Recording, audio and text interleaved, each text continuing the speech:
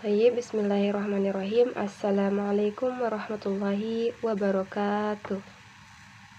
Perkenalkan, nama saya Arina Nur dari kelas PBIB dengan NIM 20400122048. Baik, pada video kali ini saya akan menayangkan materi-materi dari mata kuliah Sejarah Peradaban Islam. Untuk mempersingkat waktu, mari kita menyimak slide yang pertama, yaitu materi. Materi pertama yaitu Arab sebelum Islam. Dan yang kedua, biografi Rasulullah SAW. Yang ketiga, Islam periode Makkah dan Madinah. Yang keempat, masa Khulafaur Rasyidin. Yang kelima, masa pemerintahan dinasti Bani Umayyah dan Bani Abbasiyah. Yang keenam, masa dinasti Arab sebelum Islam. Kondisi geografi bangsa Arab sebelum datangnya Islam. Kondisi geografi Jazirah Arab sebagian besar tanahnya berupa hamparan gunung pasir dan perbukitan batu. Bangsa Arab pra-Islam pada masa itu dikenal jauh dari peradaban, bahkan jauh dari kata manusiawi. Peperangan terjadi di mana-mana. Judi, mabuk-mabukan, mengundi nasib, berzina, dan lain sebagainya, sehingga masyarakat dikenal dengan sebutan jahiliyah. Tetapi ada satu hal yang menonjol dalam tradisi masyarakat Arab pra-Islam, yaitu dikenal dengan tradisi menghafal secara lisan tentang suatu peristiwa. Dibandingkan dengan menulis, masyarakat Arab pra-Islam mempertontonkan kelebihannya di bidang sastranya melalui syair-syair yang diperlombakan. Materi kedua, biografi Rasulullah. Nabi Muhammad SAW lahir pada tanggal 29 Agustus hari Senin Rabiul Awal 571 Masehi bertepatan pada tahun Gajah.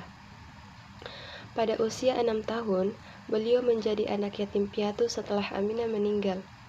Nabi dirawat oleh kakeknya yang bernama Abdul Muthalib, dan setelah kakeknya wafat, diasuh oleh pamannya Abu Thalib. Masa kerasulan. Di usia ke-40 tahun, pada tanggal 17 Ramadan 611 Masehi, Malaikat Jibril menyampaikan wahyu Allah yang pertama, yaitu Quran Surah Al-Alaq ayat 1-5 yang artinya, bacalah dengan menyebut nama Tuhanmu yang menciptakan. Dia telah menciptakan manusia dari segumpal darah. Bacalah, dan Tuhanmulah yang maha mulia, yang mengajarkan manusia dengan pena. Dia mengajarkan manusia apa yang tidak diketahuinya.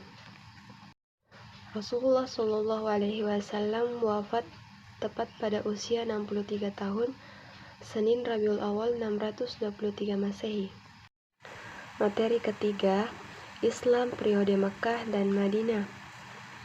Rasulullah SAW melakukan hijrah dari Makkah ke Madinah tahun 622 Masehi. Dari sinilah terbentuk peradaban Islam awal Nabi Muhammad SAW. Substansi dakwah Rasulullah SAW periode Makkah: memurnikan akidah, menanamkan kemuliaan akhlak, menegakkan keadilan dana persamaan derajat, mengajarkan keadilan dana persamaan derajat, mengajarkan adanya hari kiamat.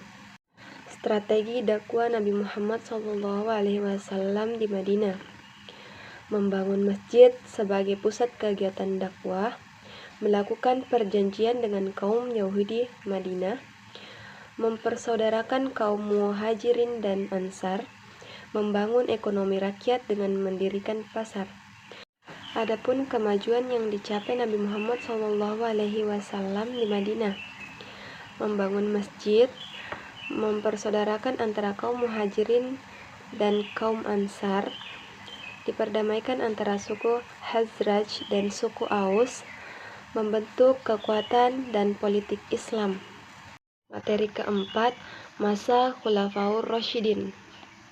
Khulafaur Rasyidin adalah masa awal kekhalifahan Islam pasca kepemimpinan Rasulullah SAW yang terdiri dari 4 sahabat.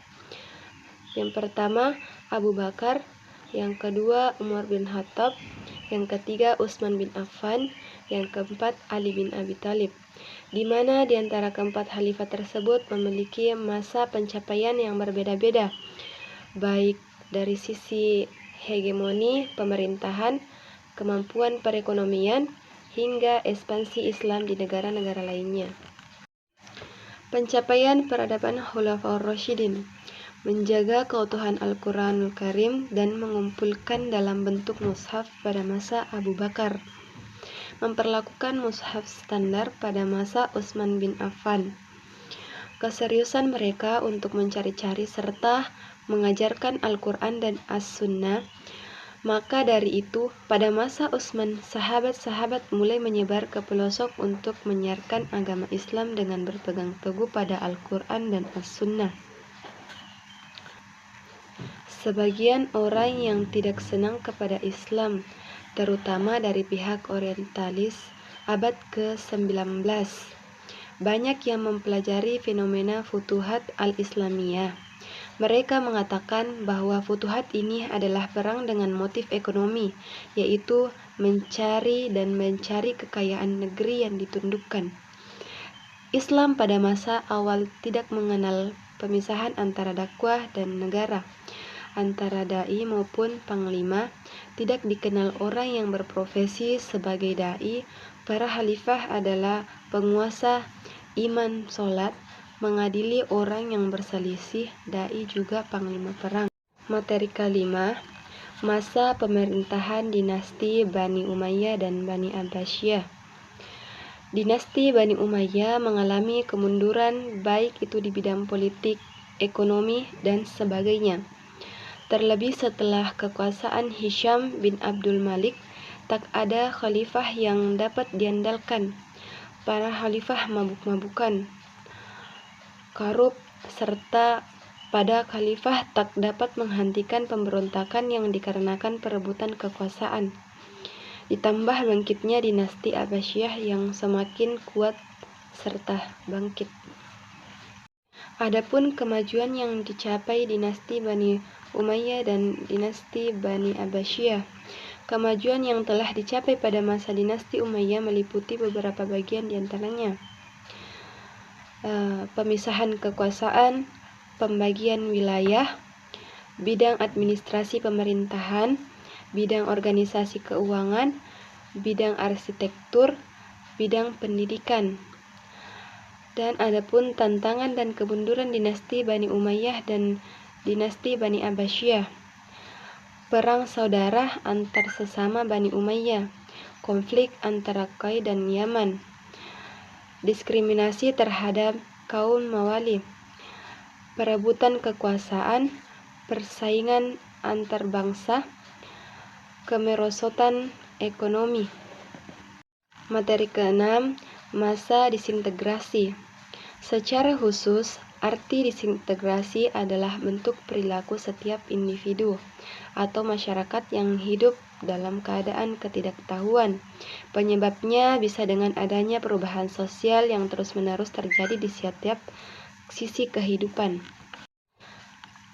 Adapun sejarah mencatat munculnya dinasti dalam Islam terjadi akibat lemahnya pemerintahan pusat dan mengatur dan mengendalikan negara, sehingga yang terjadi ketidakpuasan serta sikap kecewa yang dialami oleh sebagian kalangan elit politik setingkat gubernur yang memiliki pengaruh kuat di wilayahnya melakukan berbagai macam pemberontakan kepada pemerintahan pusat.